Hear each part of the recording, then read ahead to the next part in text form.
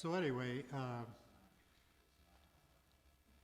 Kevin is going to introduce some of our campaigns that are going on. One of them right now, I've got a button on my chest. It's called Tenants United. And I'm personally involved with Tenants United. I'm actually an ally of Tenants United.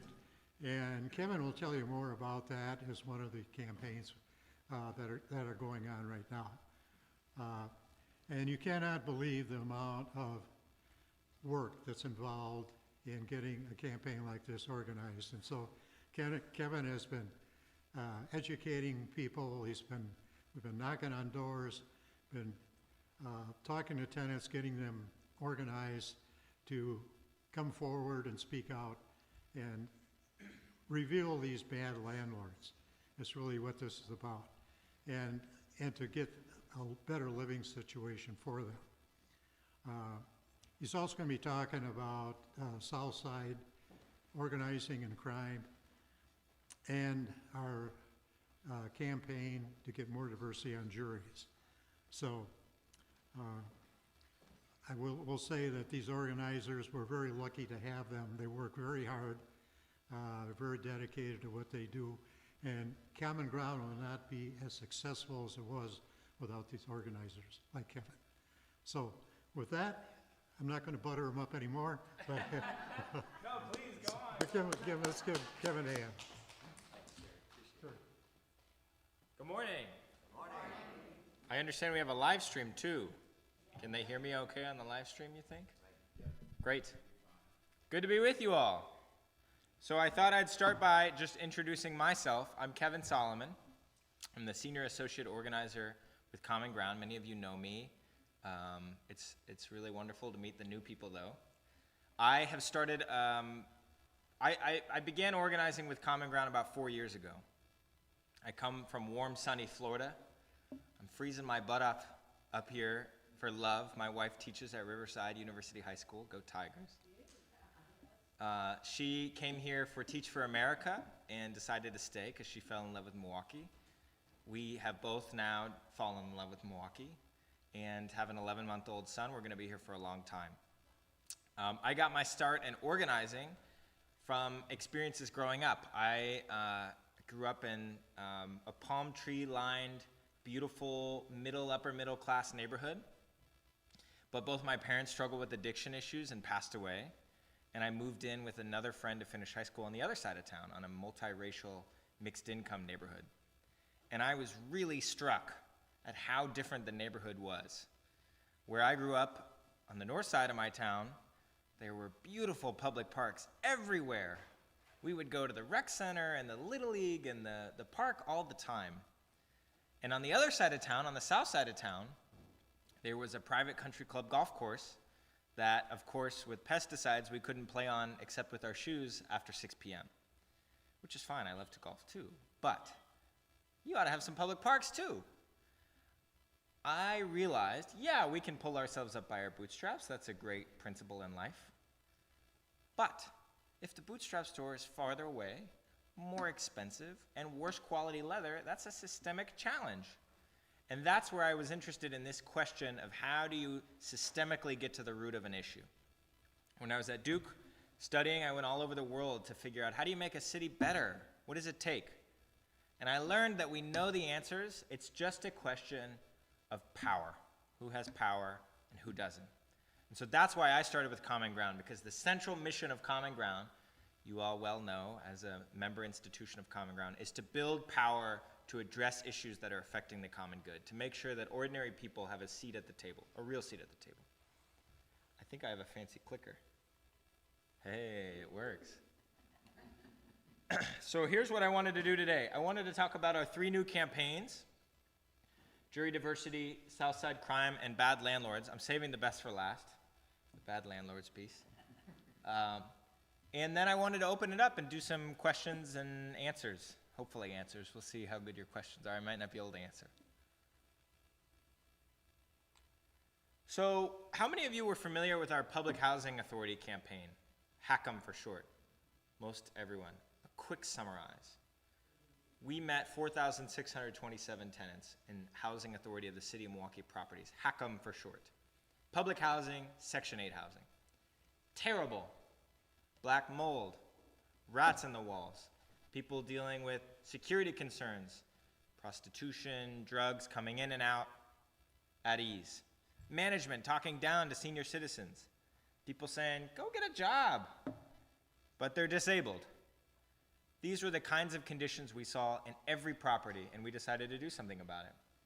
We organized tenants, and after 279 news articles, front page of the Washington Post, and a class action lawsuit, we got rid of the 9 executives at the top of the agency that were corrupting it.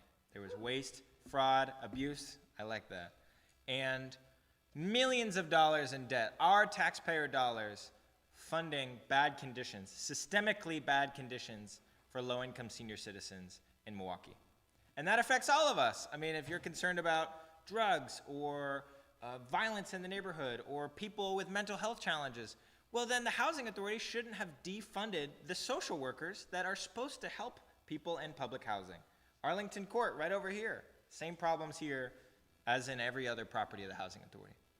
So we did this massive campaign. It took us 3.5 years, and we said, before we jump to the next campaign, let's listen, think, prepare, research, build new relationships. So we spent 10 months doing it, and now we're back in action. How many of you were at our Sunday assembly just past Sunday? And just real quick, what did you think? Maybe in the back, what did you think?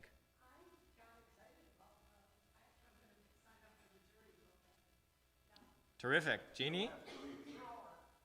Power? Repeat. Oh, how many were at the Sunday assembly that we had just this past Sunday? That was the question. And a couple other people, what did you think? Rod?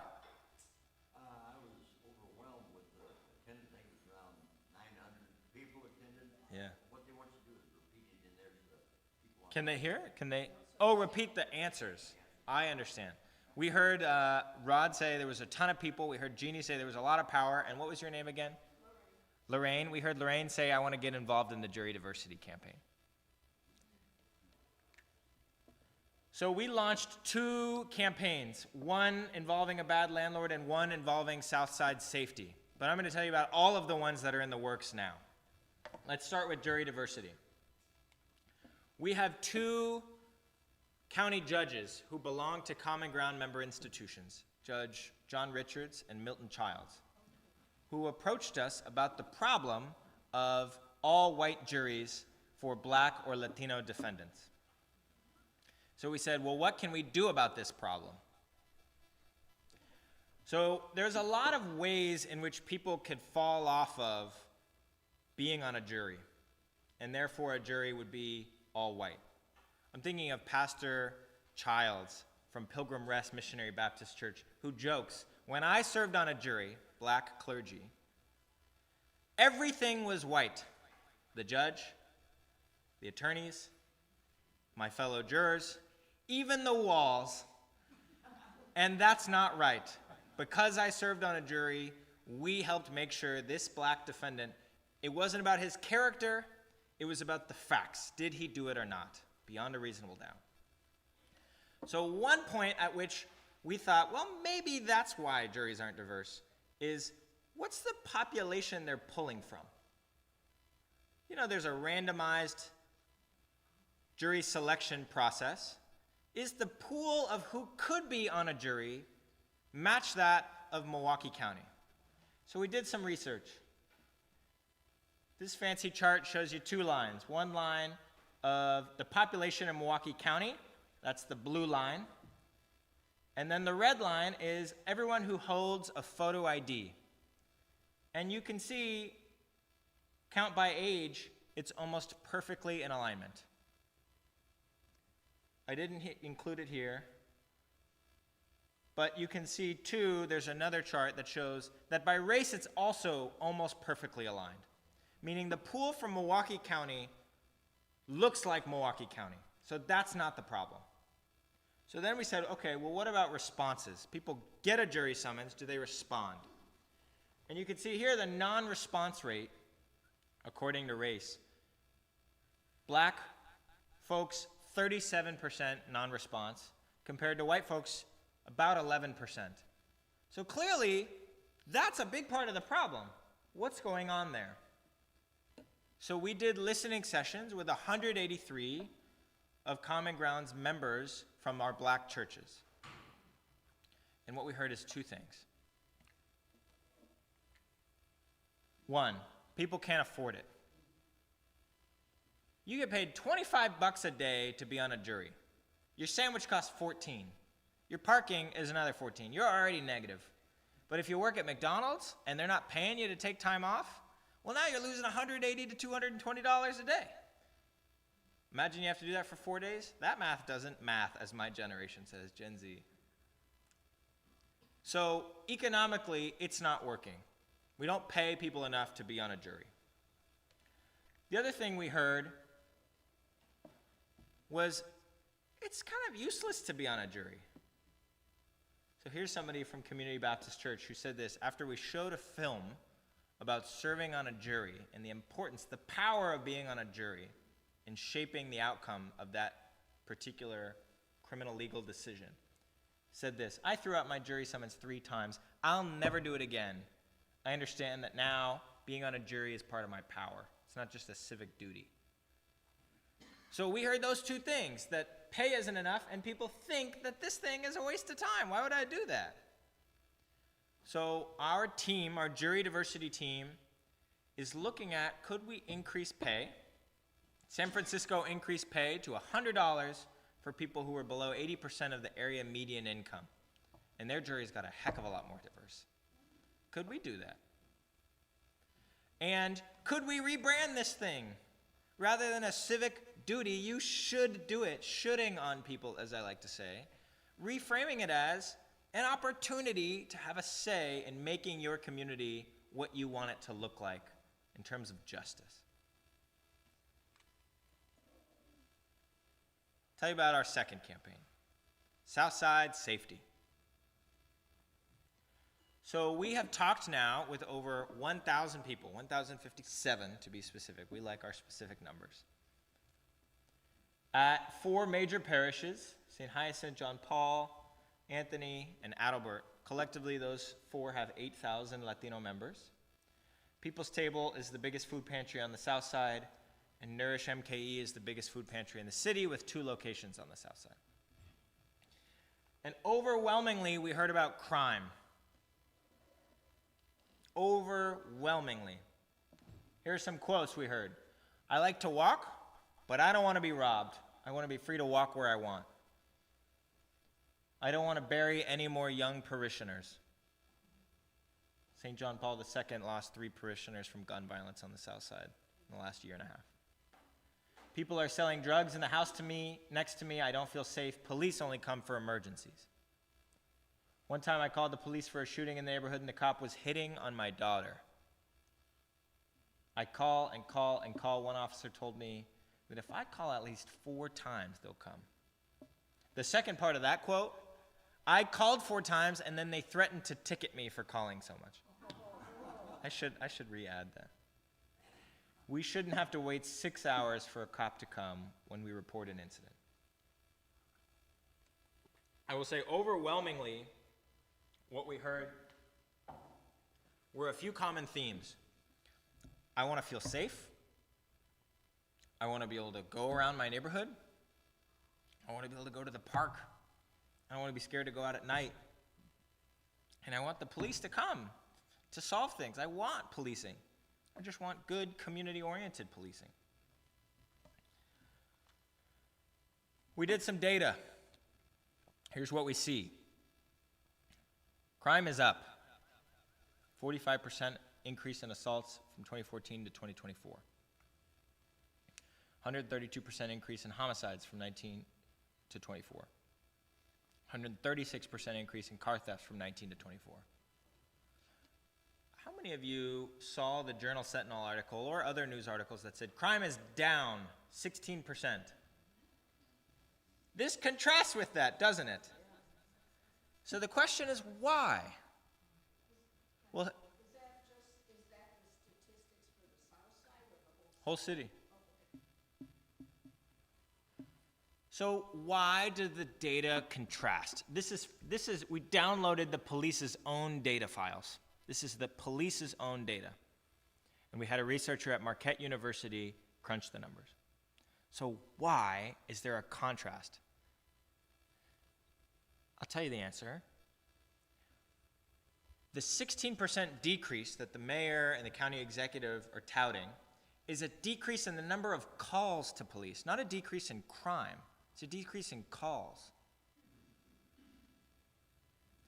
But people, and are listening on the Southside, don't call the police because they don't feel like they come. Or when they come, they hit on their daughter. Or they're late. Or they don't solve the problem.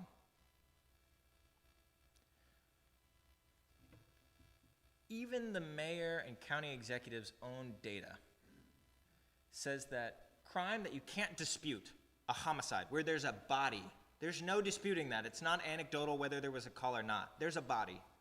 That is up 8%. Now, they use different years. They use 2024 to 2025. We went back a little farther. But so this narrative that crime is down, there's more to it than that. What's also interesting is that policing is way down. So we saw an 81.5% decrease in traffic stops between 2015 and 2023. Saw a 92% decrease in arrests from 2012 to 2023, 11-year frame. And we saw, get this, a 98.5% decrease in subject stops from 2012 to 2023. Meaning stopping somebody on the side of the road or wherever, because you're investigating a crime, they look suspicious, you name it. So that's a decrease of almost the entire category. It went from like 41,000 some to 900 in 2023. So the big question mark is why? Is that a good thing? We saw in 2020 a lot of protests saying that there's racial discrimination with policing. The ACLU sued the police. They won. There was a settlement over it called the Collins Settlement. It said that the police cannot racially profile. It said that every time you pull someone over or talk with somebody now, you have to record in paperwork, in writing afterward, you have to fill out paperwork about that interaction so that we can track who and what are you talking about. What we've heard is that the police don't want to do the paperwork, that it's bureaucratic, and that instead they stay in the cars and drive around as a deterrent force. What we heard from Latino members of Common Ground is it doesn't work. We want you to talk with us. We want to point out the drug house on our street. We want to engage with you. Get out of your car, please. So there's a challenge here. And there's a question mark, exactly what is going on. That's a theory we've heard from some officers and from some retired leadership of the police. But what's the answer? So we asked Chief Norman, current chief of MPD, for a meeting. We sent him an email on September 8th. You think he responded? He did respond, actually. He said, I'm not available to meet with you before your assembly last Sunday, October 19th. We had 847 people. We went public with this campaign. He was not available to meet with us. So we said, fine, could we meet with a delegate? We scheduled a meeting with his chief of staff and his assistant chief, Stephen Johnson. October 14th, that meeting was supposed to happen. October 10th, they canceled the meeting and did not provide alternatives. So we said, well, could we meet with the chief at any point in October? Could he send a delegate to our assembly? No answer about the delegate. And on the question of meeting at any point in October, they said, we're looking at dates in January, 4 months after our initial request. I don't want to presume that the police are hiding something or that there's a leadership question. We've had a great meeting with the two Southside police captains, Mejia and Litsky. They came to our assembly. They've committed to working with us. We have next meeting dates with them. The captains have been great. The chief, we're not sure. In the meantime, we have had some other public allies say this is concerning and we want to work with you. On Sunday, we had the president of the Common Council, the second most powerful elected official in Milwaukee, publicly commit to working with us. We had the city attorney, Evan Goyke, publicly commit to work with us. We had the district attorney, Kent Laverne, publicly commit to working with us. And we had the Fire and Police Commission executive director, one Leon Todd, you might be familiar with the name, publicly commit to working with us. The mayor and the police chief have not done that. We'll see. We're now at the phase where we're trying to figure out solutions. We launched the campaign as a problem. Now the burden on those who critique is to find solutions, right? Now we have to find solutions. So we're doing some data work right now. We hope in December to have some solutions ready to publicly launch. We want to talk with our expert allies. But there's some patterns that you can see. So first of all, this map shows you in red and blue circles any property that has a Class A or a verified documented crime that has happened at it. Blue are the crime, red are the reports of Class A, meaning very serious crimes. This is on the Southside. So this is Lincoln Avenue. This is Kosciuszko Park on the bottom right. The Mitchell Park domes are just up here. You could see the freeway on the very right. So here's the thing. Every single one of these circles represents at least 3 crimes that happen there or 3 reports of Class A serious crimes. If there are that many number of crimes or calls about crimes, the police are supposed to send a nuisance to that building requesting a plan for how they're going to fix it. The ones where they actually sent the letters, the nuisance letter, requesting a plan from the property owner on what they're going to do about crime at their property, are the ones with the blue pins.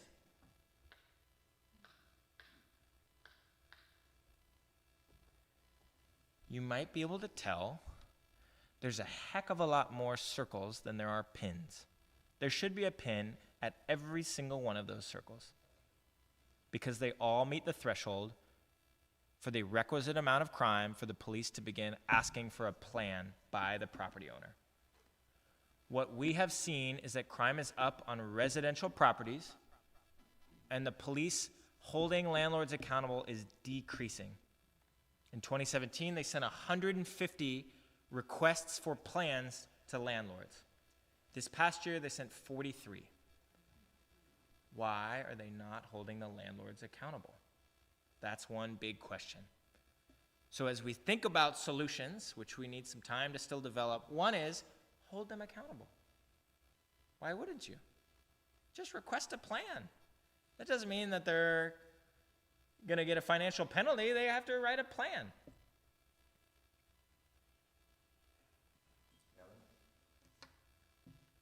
I see a connection between Tenants United and this campaign. Is that true? That's why I did Southside first. So let's get to the fun one, Tenants United. Let me ask you this before I jump to the next slide. How many of you have read the book Evicted by Matthew Desmond?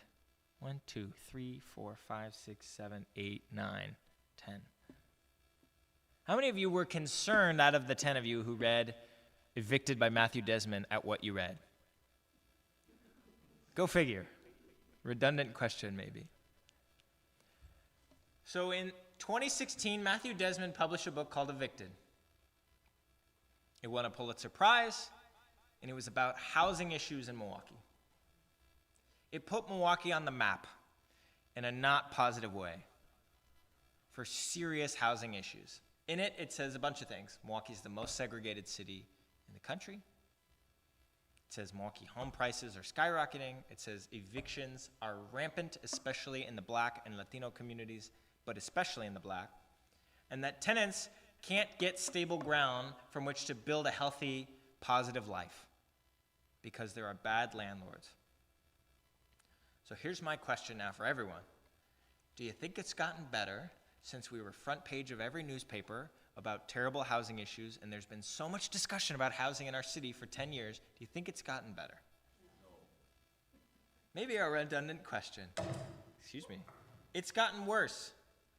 Rentership has increased from 41% in 2016 when Desmond Road evicted to now 58% of people in our city are renters. Rent prices have increased 65%. Median of about 981 in 2016 has become a little over 1,550 today. Well, median income has actually declined if you account for inflation. So more and more renters, and more they're feeling squeezed. Health hazards, it's hard to measure how widespread and whether they've increased, but I would say anecdotally it certainly seems like things aren't getting fixed.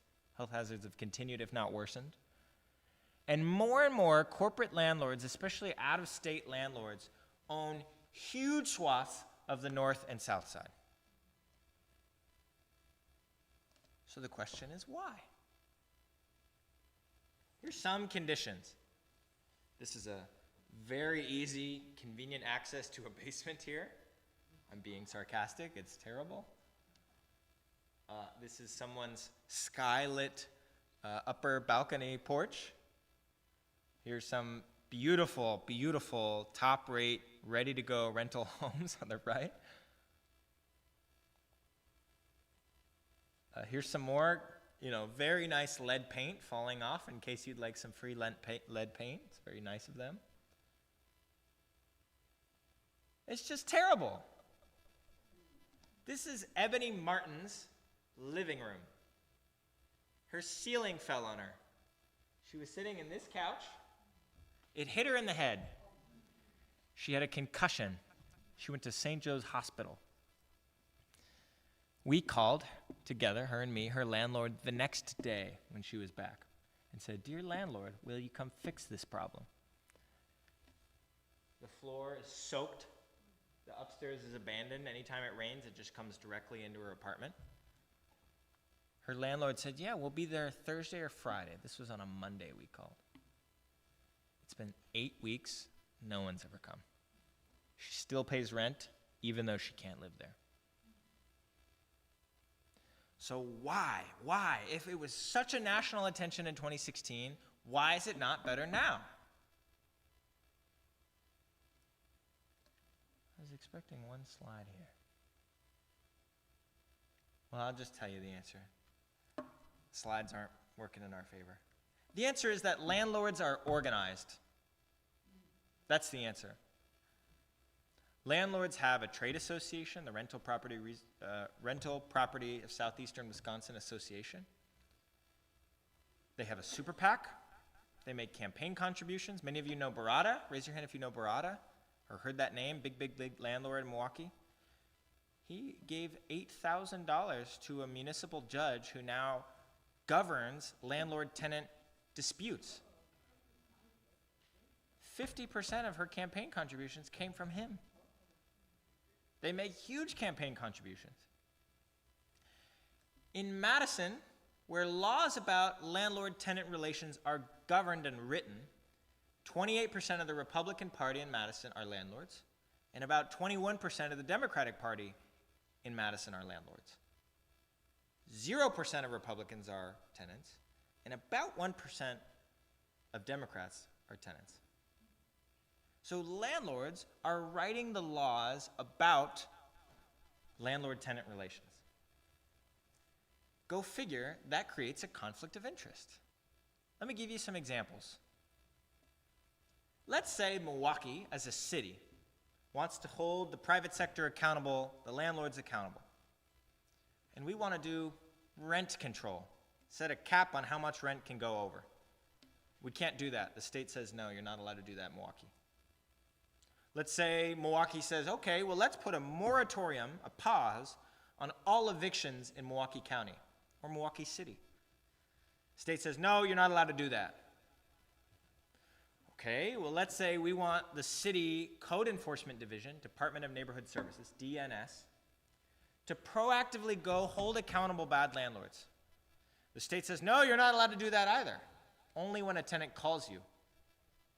Let's say when that tenant calls, like Ebony Martin did for her ceiling, we want the Department of Neighborhood Services to be able to charge that landlord a comparable amount in penalties, maybe $2,000, $4,000, who knows.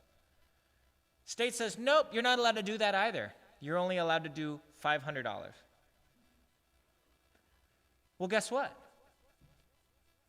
The landlord here paid the $500 rather than fix a $25,000 structural water damage issue. The math doesn't work. Here's that landlord. It's called Highgrove Holdings LLC. 260 properties, 441 units, mostly duplexes. About $23 million in assessed value total. Do you see a pattern on where they own? North Side. For every 100 units in a year, 88 of them have serious code violations. For every 100 units in a year, 15 tenants get eviction filings. In other words, many people, I won't say it, but many people call this person a bad landlord. Here's who it is. David Tomblin. His company is quote unquote woman and minority owned. You'll note he's not a woman or a minority. His company is one of the 3 big ones in Milwaukee that uses private equity investor money, meaning, is everyone familiar with private equity? Private equity, we trade stocks and bonds on the public market. If you're really wealthy, you get invited by the SEC to trade on the private market, and it's called the private equity market. It's really wealthy investors. He has a bunch of really wealthy investors in his corporation, but what that means is you can't figure out who his investors are. They're anonymous.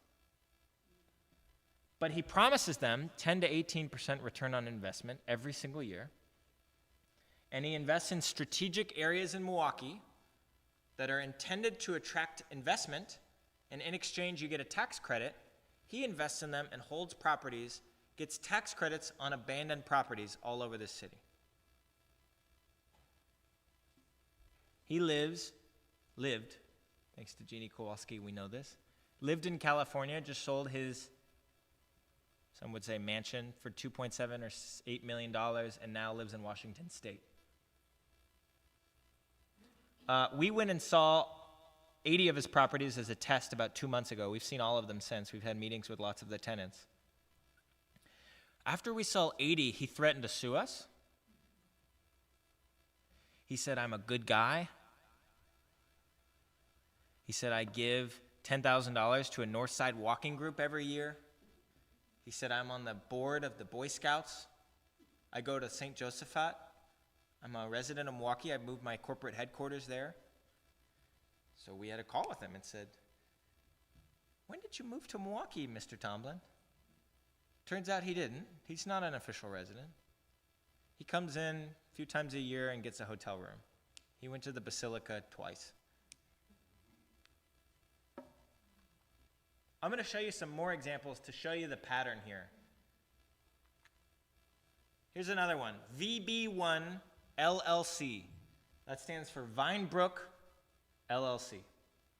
702 properties, 726 units, mostly single-family houses, $104 million of assets. For every 100 units in a year, 25 have code violations. For every 100 units in a year, 23 have eviction filings. Again, do you see a pattern on where they own? Mostly Northside. Here it is, James Dondero. He owns a company called NextPoint. NextPoint is a huge private equity firm based out of Dallas. There's his executive team. His mansion is gorgeous. There's another one, TE1 LLC. 346 properties, 876 units, $68 million in value, 25 code violations per 100 properties in a year, 36 eviction filings, much higher eviction filing rate per 100 units in a year. Again, see the pattern? North Side. And a big cluster just west by Marquette. Here it is, Chris Capel. That's him on the right. Chris Capel owns this beautiful mansion on Aquachi Lake, Oconomowoc. He had to get special permission to the town of Oconomowoc to change their zoning law to allow him to build a bigger mansion. This whole wing, he had to get permission for. He gave almost everyone on the council fat campaign contributions. He got his permission. East wing of the Capitol. Here's his other mansion in Brookfield. He's got a second one. I didn't have enough room on the screen to show it all. He hosted the Christmas Fantasy House in 2024 for the town of Oconomowoc. You could have gone into his mansion to see Christmas wonder. Gifts, true gifts. Here's another one. Mew Park LLC. 837 properties, 9,521 units, $588 million in assessed value. This is the biggest landlord in Milwaukee. 16.63 code violations per 100 units in a year. He's got 9,500 units. You could do the math on just how many units have code violations. 31 eviction filings. People say he uses evictions to collect rent. When tenants don't pay on the 5th, the 6th they have an eviction filing. Again, north side, and again, just west. These are all new, these south side ones. He's increasingly buying up on the south side. Here's some conditions. This is Mike Schroebel's apartment.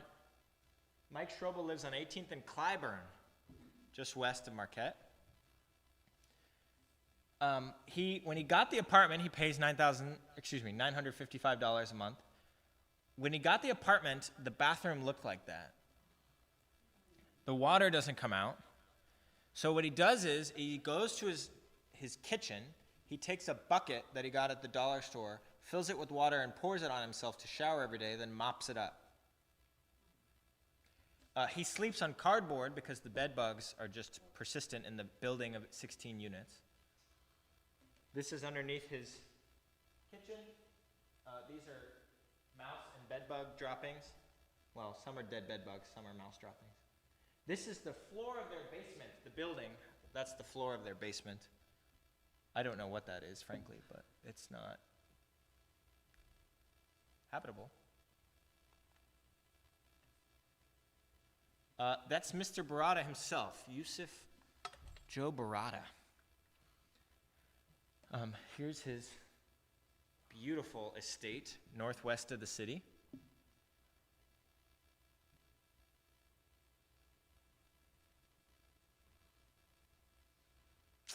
I do love this like grass bridge under which his cars can come in. I just think that is just, I want that, frankly.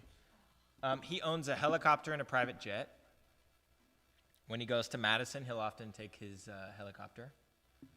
He is considered one of the 3 high-volume offenders for code violations in the city. The City Department of Neighborhood Services has 3, now 4. You'll never believe it. Barada, Highgrove, another small landlord, but who has a lot of code violations, but only about 50 units, and Hackham, turns out, the housing authority, the campaign we ran. There's the slide I was looking for earlier. That's the answer, is that they're organized.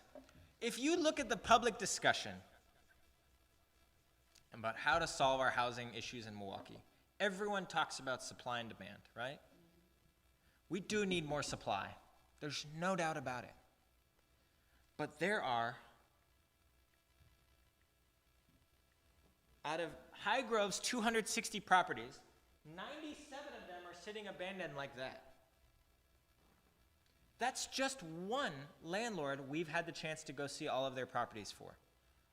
Never mind Barada or Vinebrook or any of the others. So yeah, we need more supply, but we also need to hold these landlords accountable.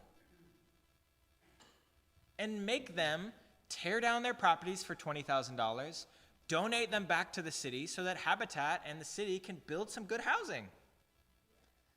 That's what's missing from the public discussion, the need to hold landlords accountable. Let me tell you one final statistic before I wrap. In Milwaukee, 90% of landlords at eviction trials have an attorney. 90% of landlords have an attorney at an eviction filing.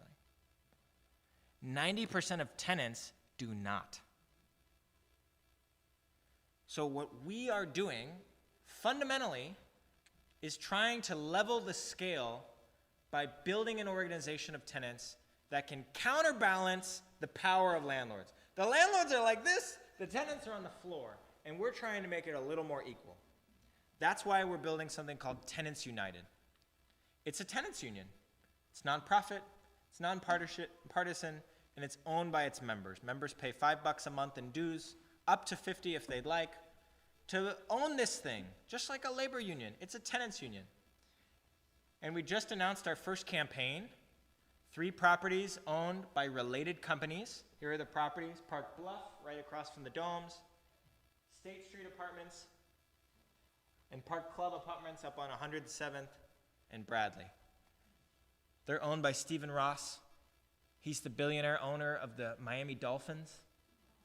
He's the namesake of the Ross School of Business at the University of Michigan. Stephen Ross is the 126th richest billionaire in the world.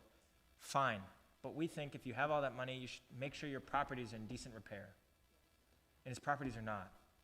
So tenants just went public last Sunday. The first campaign. We're meeting with High Grove's landlord on Wednesday, and we hope to go public with that campaign at the end of this year. But that's what we're building, is an organization of tenants and homeowner, condo owner allies who support the mission and want to be involved. We have many here who are members, who go canvassing, who help tenants come together, who help organize. If you're interested in being involved, happy to talk about that. But that's what we're doing to build power across jury diversity, Southside crime, and now Tenants United. What is it called? Tenants United what? TenantsUnitedWI.org.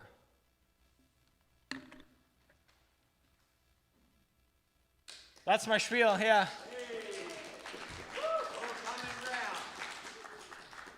All right, I think we got, it's 10:54. I think we got, 15 minutes if there's any questions? Go ahead, please. Doesn't seem like the county government is, and the city government is really engaged in. Have they seen your report and all of your percentages?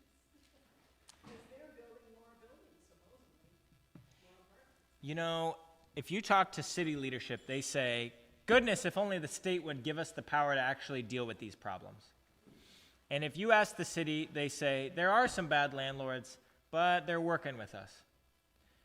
However, if you dig beneath the surface, no, we don't, no. If you dig beneath the surface about Mayor Johnson, just as an example, there's plenty of these city officials, but Mayor Johnson's campaign contributions, many of them are these landlords. It's hard to hold these people accountable when they fund your campaign. That's why Common Ground is so unique, because we're self-funded. You all, St. Rita, and 44 other institutions around Milwaukee pay dues. You hire me and 4 or 5 others. Our budget, $340,000, is from us. Which means we don't have to listen to special interests or grants or have certain timelines. We get to work on what we want to work on. But if you're an elected official funded by those landlords, it's hard to hold them accountable.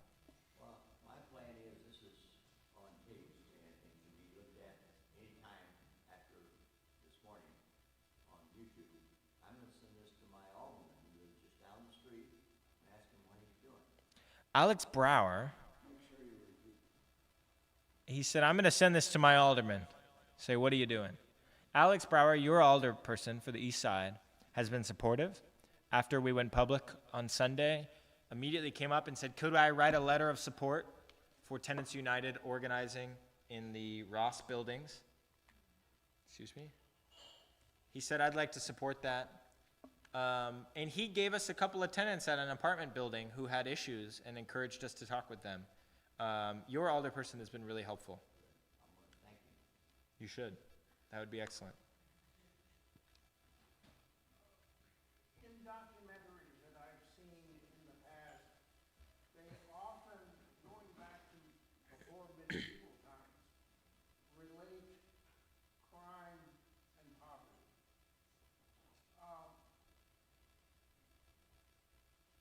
How much does poverty play in this scene that we see? And who's responsible for that poverty? Where are areas of hot buttons that we could push? So you're spot on. Poverty correlates with crime. It's almost a direct one-to-one correlation. And the most effective interventions on crime are things that are anti-poverty initiatives, helping people get jobs, good housing. By and away, that's the most effective tool to do something about crime. Positive after-school activities for kids. What we see is that poverty pays for the investors.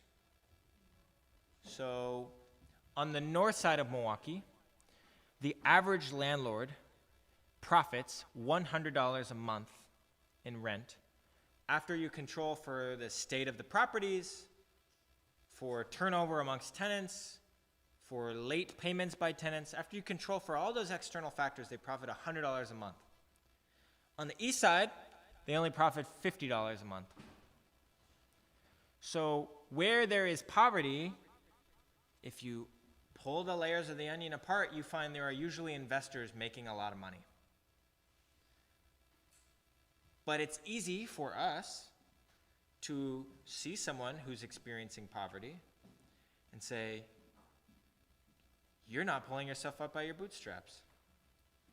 When in fact, there's a whole system literally holding them down. So who's responsible for that? Well, I would say many people are responsible for that. The investor who's behind it, in this case the landlord, is often responsible. If you study where city resources go in our city, it mostly doesn't go to the neighborhoods. We spend lots of money to build the hop, not to build in our neighborhoods. If you study where money flows, it definitely doesn't flow to the north side compared to the east side. So our local government has some responsibility, but local government's a fraction of it. A lot of this is at the state level. Milwaukee gets 66 cents on every dollar of taxes we pay back from the state. So the state is literally withholding some of our money, forcing the city to come up with all sorts of new initiatives to make money, like raising property taxes. That's why our property taxes are so high. Taxing people for towing now, that you just saw that law passed locally. If your garbage is out in the street for too long, they'll penalize you for that. Parking tickets. And now, most recently, the big thing was the sales tax, a tax that mostly hurts people who pay sales tax locally. That tends to be poor people. So the city has to adapt and come up with funding schemes, often regressive, because the state doesn't give us proper funding. So yeah, the local government has a role. Often it's state, and often it's those investors, those landlords in this case, speaking about housing.